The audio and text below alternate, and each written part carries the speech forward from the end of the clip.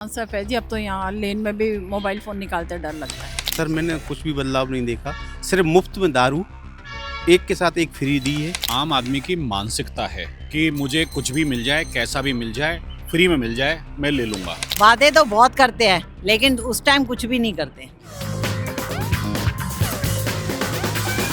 नमस्कार, मैं हूं अनुग्रह मिश्रा और आज हम दिल्ली के लाजपत नगर इलाके में आए हुए हैं और दिल्ली चुनाव को लेकर जानेंगे कि वहां जनता की राय क्या है इसे लेकर। सर, इस इलाके में जो आप बताना चाहें, जो पिछले 10 साल में जो सबसे बड़ा काम हुआ। मेरा पॉइंट ये है कि पिछले 10 सालों में यहाँ पे मुझे नहीं लगता कि जो पत्ता 10 साल पहले जहाँ पड़ा हुआ था कूड़े का, वो वहीं पड़ा हुआ है।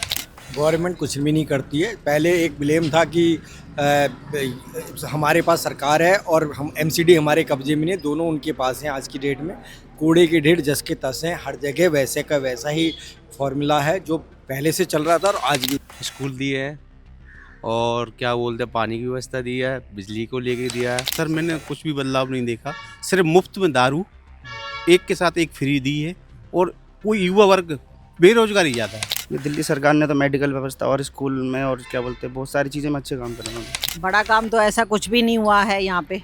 जब से केजरीवाल जी आए हैं तब से ज़्यादा ही गंद हो गया। कूड़े की समस्या है, पोल्यूशन, ये दो समस्याएं तो मेन है। दिल्ली की जनता क्या फ्री बिजली और फ्री पानी के मुद्दे पर वोट करती है? नहीं, ऐसा कुछ नहीं है। एजुकेशन भी तो है, मेडिकल भी तो है। सर जो कांग्रेस की देन थी वो ही चल रही है आज तक। दिल्ली सरकार ने कुछ भी कोई काम नहीं करा।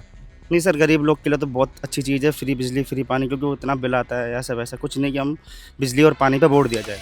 ये एक आम आदमी की मानसिकता है कि मुझे कुछ भी मिल जाए, कैसा भी मिल जाए, फ्री में मिल जाए, मैं ले लूँगा। दिल्ली की जनता कोई भी ऐसी नहीं है कि जो पैसा लेके या लुभावने, जैसे एक स्वर्ग वाले लुभावने वो दिए जाते हैं प्रलोभन, उसके तहत बिकने वाले हैं। कोई नहीं बिक रहा।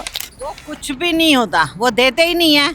वादे तो बहुत करते हैं लेकिन उस टाइम कुछ भी नहीं करते। लेकिन लोअर क्लास जो है वो प्रभावित है। जिनको मिल रहा है ठीक है उनके लिए, बाकी हमें तो कुछ नहीं मिल रहा। एक ये सवाल ये भी है कि एक जब नई सरकार दिल्ली में बनने वाली है अगले कुछ दिनों में, तो इस इलाके की सबसे बड़ी समस्या क्या है जिसे तुरंत उस सरकार को हल करना चाहिए? भाई जैसे यहाँ पे बहुत चोरी चकाटी बहुत होती हैं, किसी की कोई देखभाल ही नहीं है। गाड़ियाँ खड़ी है, कोई भी लगा के जाता है तो किसी का ही वो ही नहीं है। पानी जमा हो जाता है तो कोई हटाने वाला नहीं है।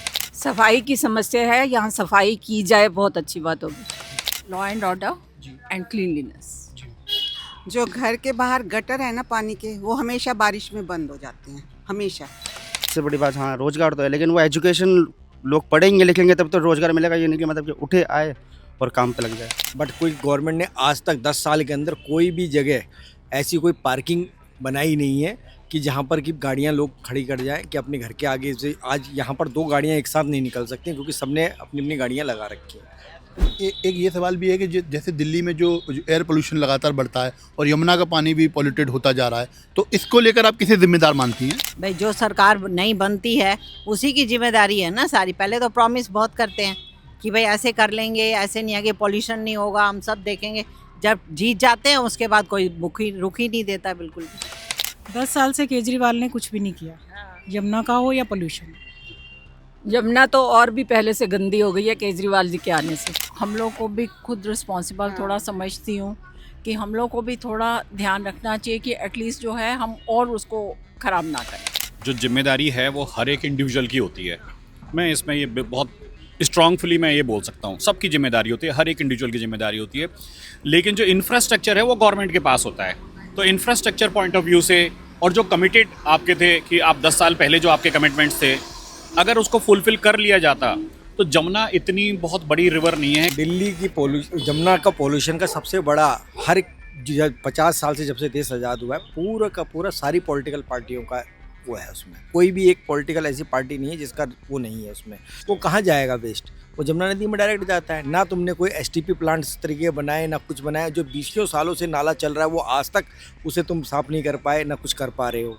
चाहे सादरा ड्रेन हो, चाहे नजफगढ़ ड्रेन हो, तो सारे के सारे A to Z हैं। दिल्ली को पूर्ण राज्य का दर्जा देने की बात होती है, अगर ये मिलता है तो इसको आप कैसे देखते हैं? क्या फ़ायदा मिलेगा? देखिए, मुझे लगता नहीं है कि इसके लिए हमें बहस करनी चाहिए। I think the way the things being managed they are equally good. Delhi को कभी पूर्ण राज्य का दर्जा नहीं मिलना चाहिए। आज का दर्जा मिल ही नहीं सकता। केंद्र में सरकार है मोदी जी की तो उन्हीं के अंडर में होगी ना सारा काम। आपके जो लोकल विधानसभा है यहाँ के विधायक से आपकी मुलाकात हो पाती है या आप लोगों के बुलावे पर वो यहाँ आते हैं कभी? सर मैंने तो आज तक 10 साल में कभी नहीं देखी। जब जीत जाते हैं तब पहली एक बार ही आते हैं कि हम ये कर लेंगे, लेकिन होता कुछ भी नहीं है। हमें तो विधायक ही नहीं पता कौन है।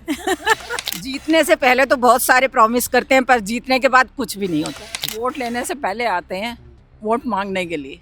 क्या आपको ये दिल्ली अनसेफ लगती है और ख़ास तौर पे क्या इस इलाके में पर्टिकुलर क्राइम की घटनाएं बढ़ी हैं? ये आपको मानना पड़ेगा कि दिल्ली में डेफिनेटली क्राइम रेट बहुत ज़्यादा था, जो अभी भी है क्राइम रेट, लेकिन यूपी में जैसे जैसे जो सुधार आया है उसका बहुत एक टच दिल्ली में भी एक टेरर है। दिल्ली में क्राइम रेट बहुत पहले से कम हुआ है।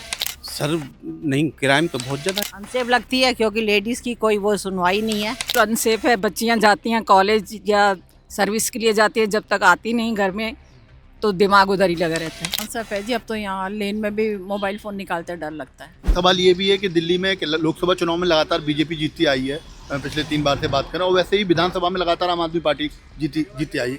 इस मूड को, जनता के मूड को आप कैसे देखते हैं? कि जनता बहुत ज़्यादा कंफ्यूज्ड है, कंफ्यूज्ड माइंडसेट के साथ जी रही है कि फ्री रेबड़ी वाले के साथ में जाना है या काम करने वाले के साथ में जाना है। अल्टीमेटली हो क्या रहा है, एक हाथ दूसरा है, एक हाथ दूसरा है, दोनों में मिलन नहीं हो सकता कभी भी, विच इज़ इम्पॉसिबल। तो यहाँ पे दिल्ली की जनता अल्टीमेटली वही सफ़र कर रही है। सेम सरकार होनी चाहिए, दिल्ली में भी बीजेपी की सरकार होनी चाहिए, केंद्र में भी होनी चाहिए, जब ही काम होगा, नहीं तो काम होगा ही नहीं कुछ भी।